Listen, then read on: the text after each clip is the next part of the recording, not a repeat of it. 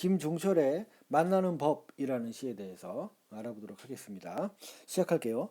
어린 시절 어머니에게 물었습니다. 어린 시절, 자신의 어린 시절을 회상하고 있습니다. 내일은 다시 오나요? 하룻밤만 자면 내일이지. 네, 묻고 대답했어요. 다음날 다시 어머니에게 물었습니다. 오늘이 내일인가요? 아니란다. 오늘은 오늘이고 내일은 또 하룻밤 더 자야 한단다. 어머니와 나의 대화 속에서 확인할 수 있는 게 있는데요. 어머니는 지금 오늘과 내일을 구별하고 있습니다. 오늘은 오늘이고 내일은 내일이다. 이렇게 구별하는 이야기를 하고 있고요.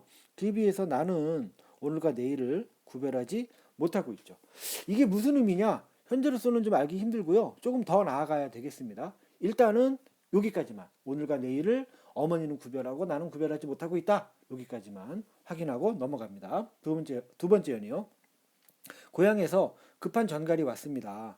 어머니 임종의 이마에 어머니가 돌아가실 때가 된 거죠. 그 이마에 둘러앉아 있는 어제의 것들이 물었습니다. 얘야 내일까지 갈 수 있을까?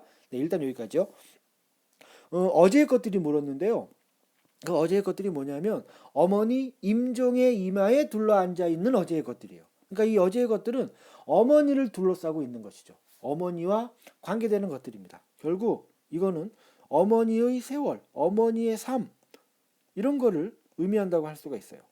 근데 이게 이제 물었다는 겁니다. 내일까지 갈 수 있을까? 이렇게요. 그랬더니 내가 대답합니다. 그럼요. 하룻밤만 지나면 내일인걸요. 위로하는 말을 합니다. 계속해서 어제의 것들은 물도 들고 간신히 기운도 차렸습니다. 조금 이제 좋아졌나 봐요. 다음 날 어머니의 베갯모에 수실로 뛴 학 한 마리가 날아오르며 다시 물었습니다. 오늘이 내일이지? 학 한 마리가 날아올랐답니다. 베갯모에 있던, 그러니까 어머니가 베고 있던 그 베개에 이렇게 이제 그 수 놓아져 있던 학무늬, 학의 그림, 그게 날아올랐다. 어머니가 돌아가시는 거를 이런 식으로 이제 표현한 거죠. 어머니의 죽음입니다. 근데 이러시면서 돌아가시면서 이제 물으셨대요. 오늘이 내일이지? 했더니 내가 대답합니다. 아니에요. 오늘은 오늘이고 내일은 하룻밤을 지내야 해요. 이렇게 대답했습니다. 자, 우선 여기서 확인할 수 있는 게요. 지금 이 장면 어머니가 돌아가시는 장면이거든요. 근데 그 장면과 관련해서 슬픔의 어떤 정서가 표현되어 있지가 않고 있어요. 그렇죠? 그래서 이 부분을 통해서 감정이 절제되어 나타나고 있다. 이런 거 일단 확인할 수 있겠고요. 이연을 1년과 비교해 보면 한 가지 차이가 있는데요. 나에게 차이가 있는데요. 내가 오늘과 지금 내일을 구별하고 있어요. 그죠? 오늘과 내일을 구별하고 있습니다. 그래서 바로 이 부분이 그 1년에서의 나의 모습과 좀 차이가 나는 겁니다. 내가 좀 더 성숙하게 됐다는 것을 확인할 수 있는 거죠. 그렇죠.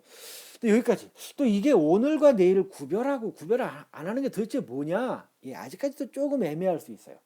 마지막 세 번째 연에서 그 해답을 우리는 찾아볼 수가 있는데 봅시다. 이제 더 이상 고향에서 급한 전갈이 오지 않았습니다. 일단 생각해 볼 수 있는 거, 왜 급한 전갈이 오지 않느냐? 어머니가 돌아가셨기 때문이죠. 그러니까 이제 뭐 어머니에 대한 임종의 소식 같은 게 또다시 전해질 수는 없는 거잖아요. 일단 그런 의미가 있고요. 그 다음에 또 무엇이 있는지는 더 읽어볼게요. 급한 전갈이 오지 않았습니다. 우리 집에는 어머니는 어제라는 집에, 그 다음에 아내는 오늘이라는 집에, 딸은 내일이라는 집에 살면서 나와 쉽게 만나는 법을 알고 있기 때문입니다. 했어요. 그러면 이 급한 전갈이 오지 않았다는 이야기가 두 가지 의미가 있다고 할 수 있어요. 첫 번째로 이미 돌아가셨으니까 뭐 다시 뭐 임종의 소식 전할 게 없잖아요. 그런 의미가 하나가 있고, 밑에 보면 내가 고향에 가지 않아도 내가 있는 이곳에서 우리 집에서 만날 수 있으니까 급한 전갈이 오지 않는 것이죠. 만날 수 있으니까. 알겠죠? 그래서 이 시의 제목이 만나는 법인 겁니다. 만나는 법. 세 번째는 조금만 더 들여다볼게요. 세 번째 연 두 번째 줄부터 봅시다. 그러니까 두 번째 행이죠. 두 번째 행부터 봅시다. 우리 집에는 어머니는 어제라는 집에 살고요. 아내는 오늘이라는 집에 살고 딸은 내일이라는 집에 삽니다. 그래서 쉽게 만나는 법을 알기 때문이랍니다. 그러니까 우리 집이 이렇게 있으면은요.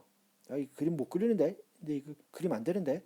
여기에 이제 그 어머니 집이 이렇게 있고 또 아내 집도 이렇게 있고 뭐 딸 집도 이렇게 있고 아마 이제 뭐 내 집도 이렇게 있겠죠. 이렇게 있어서 이렇게 서로 연결되면서 만날 수 있다. 얼마든지 만날 수 있다. 이렇게 이야기하고 있는 겁니다. 자, 그러면 어머니는 어제에 있고요. 아내는 오늘에 있고요. 딸은 내일에 있거든요. 그러니까 이게 다 이제 시간이잖아요. 시간. 그죠? 시간은 단절의 기능을 합니다. 그렇죠? 단절의 기능. 그게 바로 요 내용이죠. 요 내용. 예? 예, 요 내용. 요 보이죠? 그러니까 오늘과 내일은 구별되는 겁니다. 그래서 어제, 오늘, 내일이라는 시간은 단절될 수밖에 없다는 거예요. 그런데 한 걸음 더 나갑니다. 시인은 단절되기도 하지만 그 시간을 통해서 우리는 연결되기도 한다는 겁니다. 아시겠죠? 그러니까 우리 어머니는 과거 사람이고 아내는 현재 사람이고 딸은 미래 사람이에요. 그러니까 시간적으로 나뉘어져 있어요. 그리고 오늘은 절대로 내일이 될 수가 없어요. 그렇지만 그 시간의 흐름 속에서 우리는 또한 연결되어지기도 한다. 이런 이야기를 하고 있다는 거죠. 자, 이제 시를 전체적으로 정리를 해보겠습니다. 이 시의 주제는 시간을 통한 세대 간 단절과 소통을 이야기하는 시라고 할 수가 있겠습니다. 알았죠? 그러니까 단순히 이제 단절만 되는 게 아니고요. 그 시간을 통해서 우리는 소통이 된다. 이렇게 이야기하는 것입니다. 시간 이제 뭐 어제, 오늘, 내일이죠. 어제, 오늘, 내일 맞죠? 어제, 오늘, 내일이라는 말이 나왔는데요. 어제, 오늘, 내일. 어제, 내일, 오늘이요? 예, 그렇게 쓸게요. 실수했는데 이렇게 바꿔서 생각하시면 됩니다. 아무튼 이 시간은 그러니까 단절의 기능도 하지만 또 한편으로는 소통의 기능도 한다. 이런 기능을 확인해 볼 수가 있겠죠. 세 번째로 표현상 특징 살펴보겠습니다. 시간을 공간적 의미로 표현하고 있습니다. 시간을 공간적 의미로 표현하고 있습니다. 어디에서 그렇죠? 마지막 연에서 그렇죠? 마지막 연에 우리 집이라는 공간이 있는데요. 우리 집이라는 공간에 어제라는 시간도 있고 오늘이라는 시간도 있고 내일이라는 시간도 있잖아요. 그렇죠? 시간을 공간적 의미로 바꿔서 표현했다. 그 다음에 한 가지만 더요. 일상 속에서의 깨달음을 표현하고 있다. 이런 표현상 특징 찾아낼 수 있겠습니다. 그래서 이 김종철의 만나는 법이라는 시는요. 이렇게 어떤 세대를 이렇게 쭉 이어가면서 시간적으로 단절이 되기도 하지만 우리는 또한 그 시간을 통해서 그 여러 세대들을 만나기도 한다라는 깨달음을 감정이 절제된 표현 방식으로 이렇게 보여주고 있는 시라고 할 수가 있겠습니다. 예, 여기까지 하겠습니다.